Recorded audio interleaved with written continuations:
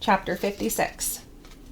One morning, about a week after Bingley's engagement with Jane had been formed, as he and the females of the family were sitting together in the dining room, their attention was suddenly drawn to the window by the sound of a carriage, and they perceived a chaise and four driving up the lawn.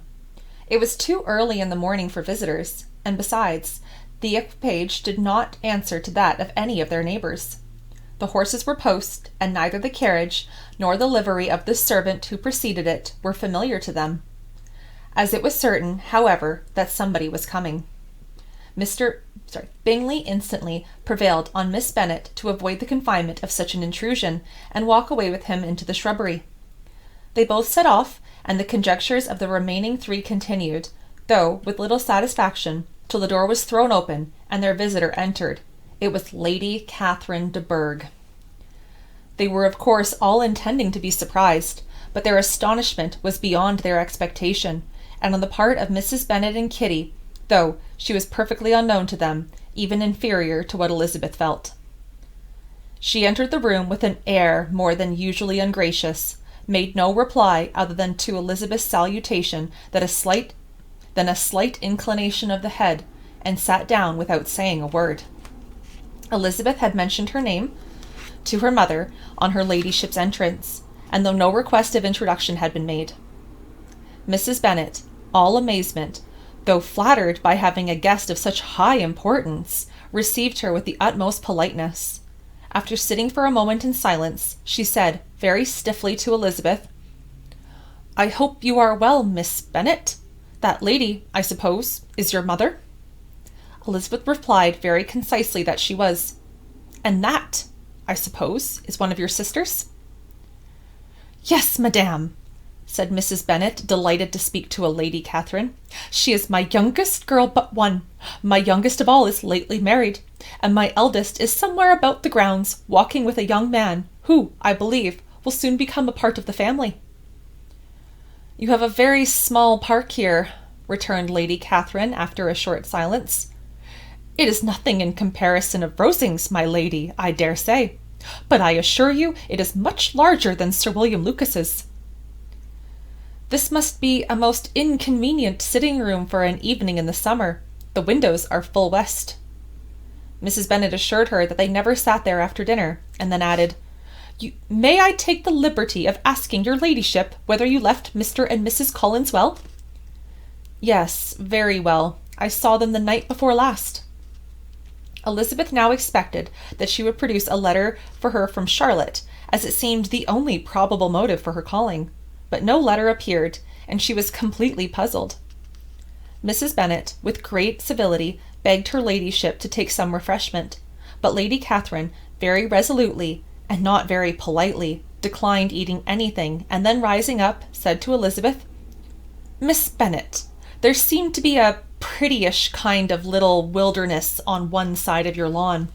I should be glad to take a turn in it, if you will favour me with your company." "Go, my dear," cried her mother, "and show that ladyship about the different walks. I think she will be pleased with the Hermitage." Elizabeth obeyed, and running into her own room for her parasol, attended her noble guest downstairs. As they passed through the hall, Lady Catherine opened the doors into the dining parlour and drawing-room, and pronounced them, after a short survey, to be decent-looking rooms, walked on. Her carriage remained at the door, and Elizabeth saw that her waiting woman was in it. They proceeded in silence along the gravel path that led to the copse, and Elizabeth was determined to make no effort for conversation with a woman who was now more than usually insolent and disagreeable. "How could I ever think her like her nephew?" said she as she looked in her face. As soon as they entered the copse, Lady Catherine began in the following manner. "You can be at no loss, Miss Bennet, to understand the reason of my journey hither. Your own heart, your own conscience, must tell you why I came." Elizabeth looked with unaffected astonishment. "Indeed, you are mistaken, madame. I have not been at all able to account for the honour of seeing you." "Miss Bennet," replied her ladyship in an angry tone, "you ought to know that I am not to be trifled with. But However insincere you may choose to be, you shall not find me so. My character has ever been celebrated for its sincerity and frankness, and in such a moment as this, I shall certainly not depart from it. A report of a most alarming nature reached me 2 days ago. I was told that not only your sister was on the point of being most advantageously married, but that you, Miss Elizabeth Bennet, would, in all likelihood, be soon afterwards united to my nephew, my own nephew, Mr. Darcy. Though I know it must be a scandalous falsehood, though I would not injure him so much as to suppose the truth of it possible, I instantly resolved on setting off for this place, that I might make my sentiments known to you. If you believed it impossible to be true, said Elizabeth, colouring with astonishment and disdain, I wonder you took the trouble of coming so far.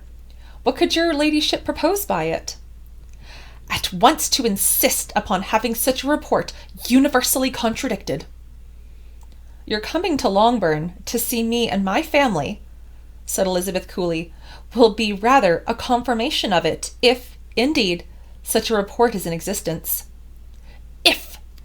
Do you, then, pretend to be ignorant of it? Has it not been industriously circulated by yourselves? Do you not know that such a report is spread abroad? I never heard that it was. And can you likewise declare that there is no foundation for it? I do not pretend to possess equal frankness with your ladyship. You may ask questions which I shall choose not to answer. That is not to be borne. Miss Bennet, I insist on being satisfied. Has my nephew made you an offer of marriage? Your ladyship has declared it to be impossible. It ought to be so. It must be so, while he retains the use of his reason. But your arts and allurements may, in a moment of infatuation, have made him forget what he owes to himself and to all his family. You may have drawn him in.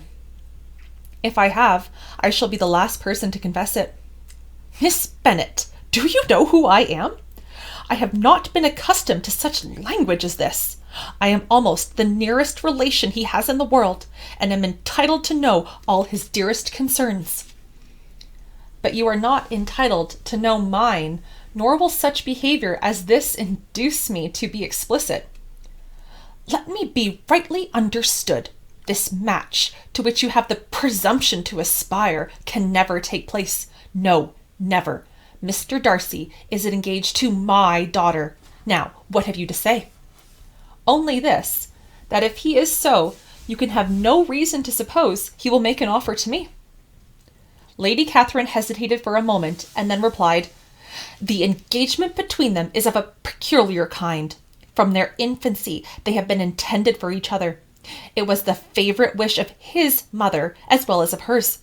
While in their cradles we planned the union, and now, at the moment when the wishes of both sisters would be accomplished in their marriage, to be prevented by a young woman of inferior birth, of no importance in the world, and wholly unallied to the family. Do you pay no regard to the wishes of his friends, to his tacit engagement with Miss de Bourgh?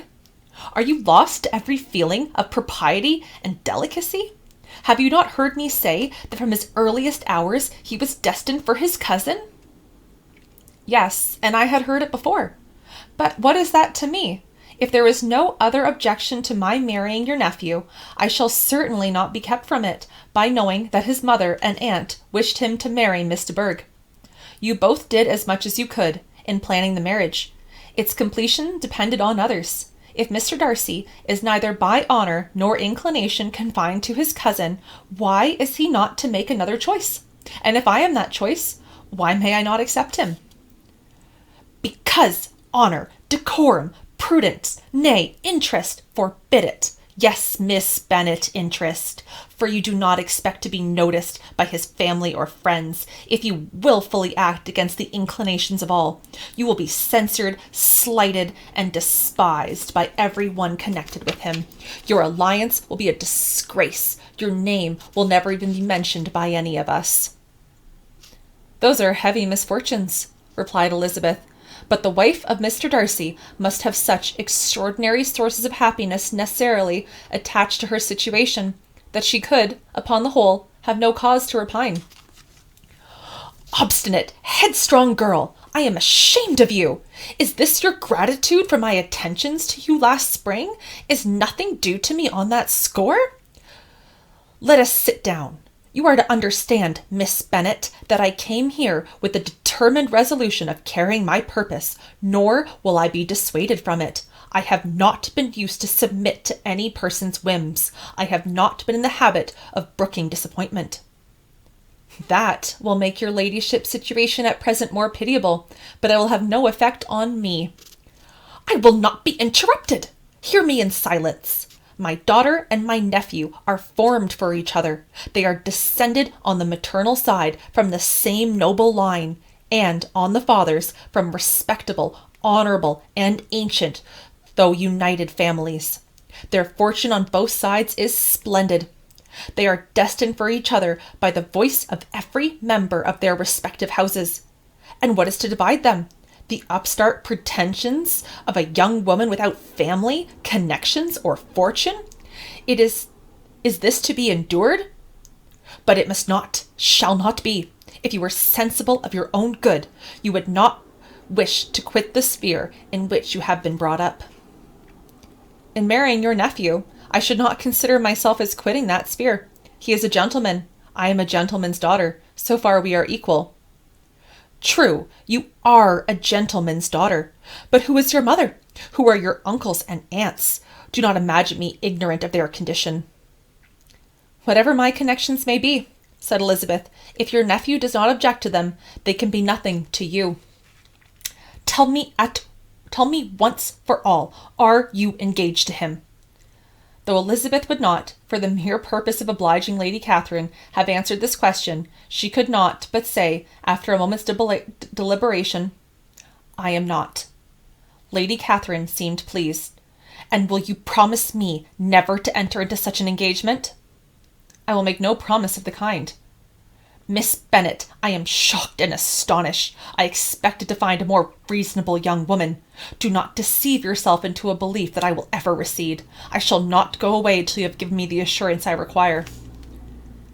And I certainly never shall give it. I am not to be intimidated into anything so wholly unreasonable. Your ladyship wants Mr. Darcy to marry your daughter. But would my giving you the wished-for promise make their marriage at all more probable? Supposing him to be attached to me, would my refusing to accept his hand make him wish to bestow it on his cousin? Allow me to say, Lady Catherine, that the arguments with which you have supported this extraordinary application, you have been as frivolous as the application was ill-judged. You have widely mistaken my character, if you think I can be worked on by such persuasions as these. How far your nephew might approve of your interference in his affairs, I cannot tell, but you have certainly no right to concern yourself in mine. I must beg, therefore, to be importuned no farther on the subject. Not so hasty, if you please. I have by no means done. To all the objections I have already urged, I have still another to add. I am no stranger to the particulars of your youngest sister's infamous elopement. I know it all, that the young man's marrying her was a patched-up business at the expense of your father and uncle. And is such a girl to be my nephew's sister? Is her husband? Is the son of his late father's steward to be his brother? Heaven and earth! Of what are you thinking? Are the shades of Pemberley to be thus polluted? You can now have nothing farther to say, she resentfully answered. You have insulted me in every possible method. I must beg to return to the house. And she rose as she spoke. Lady Catherine rose also, and they turned back. Her ladyship was highly incensed. You have no regard, then, for the honour and credit of my nephew, unfeeling, selfish girl. Do you not consider that a connection with which you must disgrace him in the eyes of everybody? Lady Catherine, I have nothing further to say. You know my sentiments. You are then resolved to have him? I have said no such thing. I am only resolved to act in that manner which will, in my own opinion, constitute my happiness, without reference to you or any person so wholly unconnected with me. It is well. You refuse then to oblige me. You refuse to obey the claims of duty, honor, and gratitude. You are determined to ruin him in the opinion of all his friends, and make him the contempt of the world. Neither duty, nor honor, nor gratitude, replied Elizabeth, have any possible claim on me. In the present instance, no principle of either would be violated by my marriage with Mr. Darcy. And with regard to the resentment of his family, or the indignation of the world, if the former were excited by his marrying me, it would not give me one moment's concern, and the world in general would have too much sense to join in the scorn. And this is your real opinion? This is your final resolve? Very well, I shall know how to act. Do not imagine, Miss Bennet, that your ambition will be ever gratified. I came to try you. I hoped to find you reasonable, but depend upon it, I will carry my point. In this manner, Lady Catherine talked on till they were at the door of the carriage, when, turning hastily round, she added, I take no leave of you, Miss Bennet. I send no compliments to your mother. You deserve no such attention. I am most seriously displeased. Elizabeth made no answer, and without attempting to persuade her ladyship to return to the house, walked quietly into it herself. She heard the carriage drive away as she proceeded up the stairs. Her mother impatiently met her at the door of the dressing-room to ask why Lady Catherine would not come in again and rest herself. She did not choose it, said her daughter. She would go. She is a very fine-looking woman, and her calling here was prodigiously civil, for she only came, I suppose, to tell us the Collinses were well. She is on her road somewhere, I dare say, and so, passing through Meryton, thought she might as well call on you. I suppose she had nothing particular to say to you, Lizzie. Elizabeth was forced to give into a little falsehood here, for to acknowledge the substance of their conversation was impossible.